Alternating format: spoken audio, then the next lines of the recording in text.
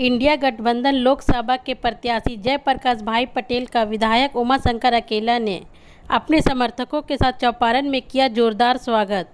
JP Patel ने भाजपा छोड़ कांग्रेस में आने की असली वजह को बताया। देखें न्यूज अक्सर की खास रिपोर्ट हमारे संवाददाता अक्सर अंसारी के साथ।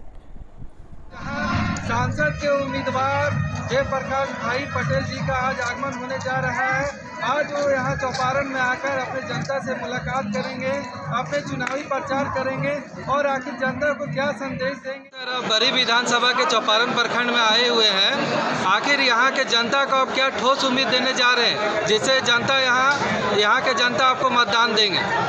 देखिए, यहाँ की जनता जानती है कि जयप्रकाश भाई पटेल कोई नया चेहरा इस लोकसभा के लिए नहीं है। हम चुनाव लोकसभा नहीं लड़े हैं, लेकिन ये बात सही है कि हम झारखंड के राज्य के मंत्री के पद को भी सुशोभित कर चुका हूँ।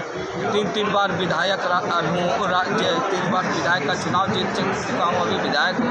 तो कहीं ना कहीं जनता मेरे चेहरे और मेरे ये नहीं है, जनता सब जानती है। निश्चित रूप से इस बार हजारीबाग की जनता ने इस बार मन बनाया है कि एक लंबे समय से बीजेपी के पक्ष में लोग मतदान करते थे, लेकिन इस बार जो देश के हालात है, आपको मालूम है 10 साल तक एनडीए गठबंधन की सरकार का सत्तासीन रही और अभी भी वर्तमान में है। लेकिन 10 साल में जो देश का समुचित जो विकास होना था, चाहे रोजगार का मामला हो, चाहे उद्योग लगने का मामला हो, चाहे किसानों की बात हो, महिलाओं की बात हो, तो कहीं ना कहीं हर क्षेत्र में वो काम नहीं कर पाए हैं। निश्चित रूप से हजारीबाग का एक लोकसभा ये दूसरे रूप में भी यहाँ की जनता ने देख रहा है, क्योंकि स्थानीय बहुत सारी चीज़ें हैं जो लोगों को चाहिए, उनके मांग पूरी होनी चाहिए। चाहे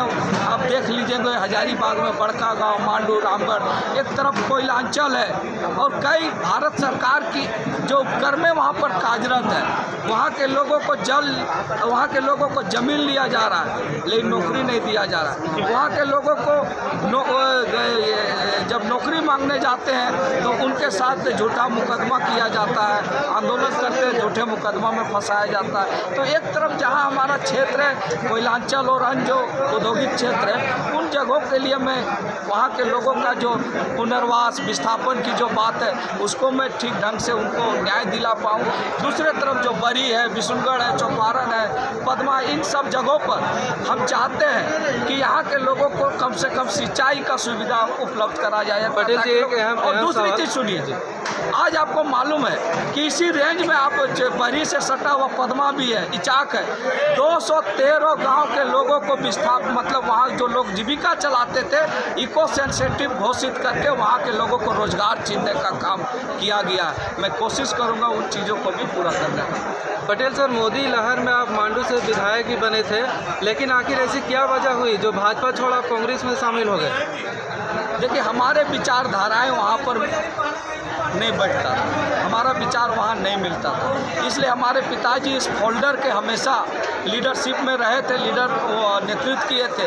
तो इसलिए हमने सोचा कि झारखंड को बचाना है, झारखंड को आगे ले जाना है और देश के जो हालात है उसको कैसे हम देश को बचा सकें। इसलिए आज मैं कह सकते हैं कि इंडिया गठबंधन और पहले मैं कांग्रेस का सदस्यता लिया और इंडिया गठबंधन के में जो संविधान है उसको बचाना है कि नहीं बचाना है?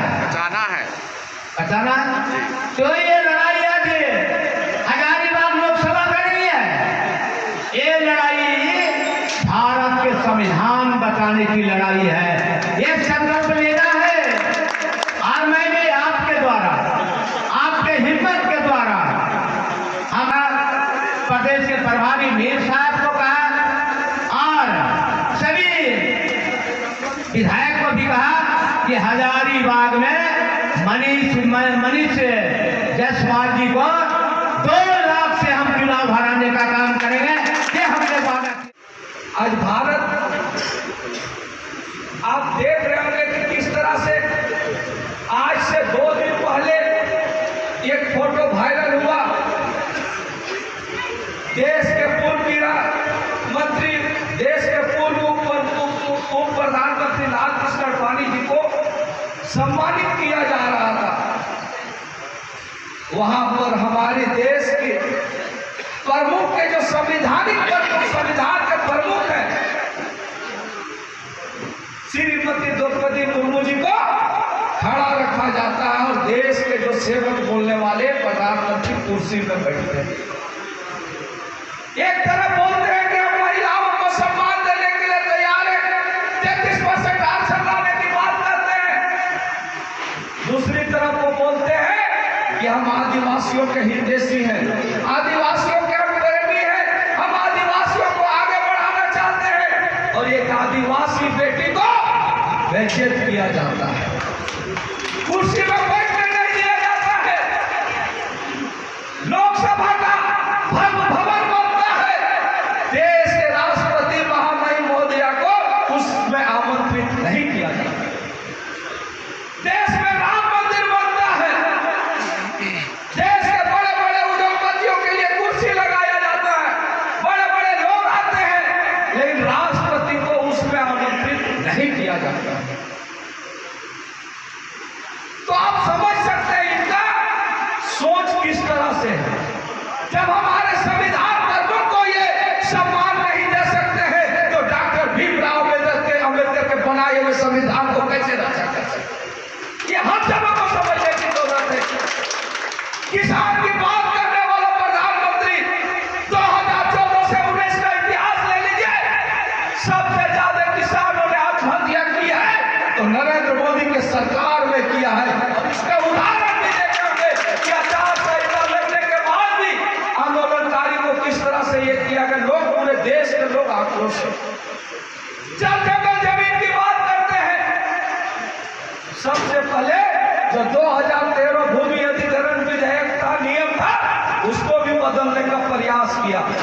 हमारे एसटी एससी एक्ट जो हमारे आदिवासी अनुसूचित जनजाति अनुसूचित जाति के लिए जो कवच का काम करता था उसको भी छेड़ने का काम किया, लेकिन देश में विद्रोह हुआ, लोग विरोध किया, तब वो नहीं है। तो कहीं ना कहीं हर जगह पर आप देखते होंगे। मैं आप सबों से कहने के लिए आया हूँ, जयप्रकाश भाई पटेल जरूर चुनाव लड़ रहा है, लेकिन मैं कहता हूँ इंडिया गठबंधन का एक कार्यकर्ता चुनाव लड़ रहा है।